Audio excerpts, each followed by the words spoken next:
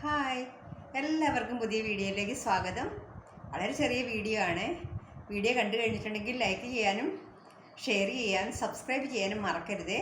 അതിൻ്റെ ഒപ്പമുള്ള ബെല്ലൈക്കണും കൂടി ഒന്ന് ക്ലിക്ക് ചെയ്തേക്കണേ.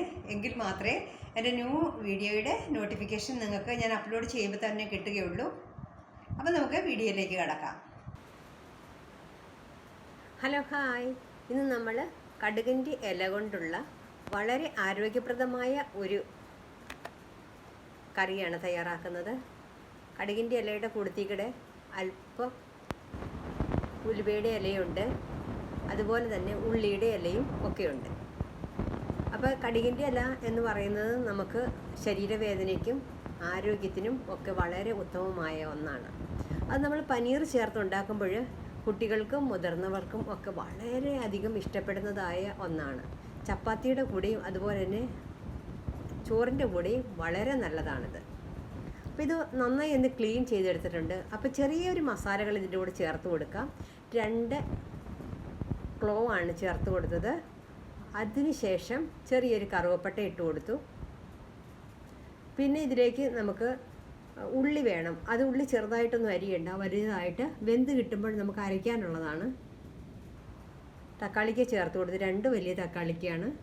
3 പച്ചമുളക് എടുത്തിട്ടുണ്ട്. ഇത് ആവശ്യത്തിന് മതിയാകും.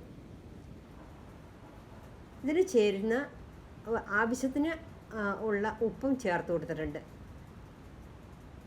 ഉപ്പ് പോരാ എന്ന് തോന്നിയാൽ പിന്നെ ചേർക്കാം. 1 ഗ്ലാസ് വെള്ളം ഒഴിച്ചു കൊടുക്കാം. ഇലയിൽ കുറച്ച് വെള്ളമുണ്ട്. അപ്പോൾ ഈ വെള്ളം വറ്റി വരുമ്പോഴത്തേനും ഇതെല്ലാം നന്നായിട്ട് വെന്ത് പാകത്തിനാകും. പിന്നെ ഒരുപാട് ഓവറായി വെള്ളം ഒഴിച്ചിട്ടുണ്ടെങ്കിൽ നമുക്കിത് ഒരുപാട് ലിക്വിഡായിട്ടുണ്ടാക്കിയാൽ കറിക്ക് കഴിക്കാനുള്ള ആ ടേസ്റ്റ് കുറഞ്ഞു പോകും. അതെല്ലാം വെന്ത് കിട്ടിയിട്ടുണ്ട്. ഇനി നമുക്ക് മിക്സിയിൽ നന്നായി അരച്ചെടുത്തുകൊണ്ട് വരണം. മിക്സിയിൽ ഇത് തണുത്തതിന് ശേഷം അരയ്ക്കാം. മിക്സിയുടെ ജാറിലേക്ക് ഞാനിത് ഇട്ട് കൊടുത്തിട്ടുണ്ട്. ഈ സമയത്ത് നമുക്ക് മസാല തയ്യാറാക്കാം. പ്യുവർ ഗീയിലാണ്, ഇത് വീട്ടിലുണ്ടാക്കിയ ഗീയാണ്. പനീർ അങ്ങ് ചേർത്ത് കൊടുക്കുകയാണ്. പനീർ ഇതിൽ കിടന്ന് ഒരുപാട് ഓവർ കുക്ക് ആവരുത്. ഓവർ കുക്ക് ആയിട്ടുണ്ടെങ്കിൽ റബ്ബർ പോലെ ഇരിക്കും. നല്ല സോഫ്റ്റ് ആയിട്ടിരിക്കണം. അപ്പോൾ ഒന്ന് തിളച്ച് മറിഞ്ഞ് അല്പം ബ്രൗണിഷ് കളറായി ഇപ്പോൾ വേറൊരു പാത്രത്തിലേക്ക് മാറ്റി കൊടുത്തു. ഇതേ പാത്രത്തിൽ തന്നെ നമുക്കിനി മസാല തയ്യാറാക്കണം. ചെറിയ സിമ്പിൾ മസാലയാണ്. അപ്പോൾ അതിന് വേണ്ടിയിട്ട് കുറച്ച് ഓയിൽ, ഒരു 1 ടേബിൾ സ്പൂൺ ഓയിൽ ഞാൻ ഒഴിച്ചു കൊടുത്തു. കുറച്ച് ഗരം മസാലയുടെ ഒരു ഭാഗമായ നമ്മുടെ പെരിഞ്ജീരക ഒരു നുള്ളി ചേർത്ത് കൊടുത്തിട്ടുണ്ട്. ഒരുപാട് ഓവറാവണ്ട. കാരണം കടുകിൻ്റെ ഇലയിലേക്ക് ഒരുപാട് ഓവറായ മസാല ഇട്ടാൽ അതിനുള്ള ടേസ്റ്റ് കയ്പായിട്ട് മാറും. അപ്പോൾ ഇത് വെളുത്തുള്ളി ചതച്ചതാണ്. വെളുത്തുള്ളി ചതച്ചത് നല്ലോണം 1 സ്പൂണുണ്ട്. ഇഞ്ചി ചതച്ചതും 1 സ്പൂണുണ്ട്. ഇതൊന്ന് ബ്രൗണിഷ് കളറായി വരണം. അപ്പോൾ ഇത് ഇളക്കി അല്പസമയം 1 മിനിറ്റ് കൊണ്ട് നല്ല ബ്രൗണിഷ് കളറായി വരും. ഈ ബ്രൗണിഷ് കളറായതിലേക്ക് ഇല അരച്ചത് ചേർത്ത് കൊടുക്കാം.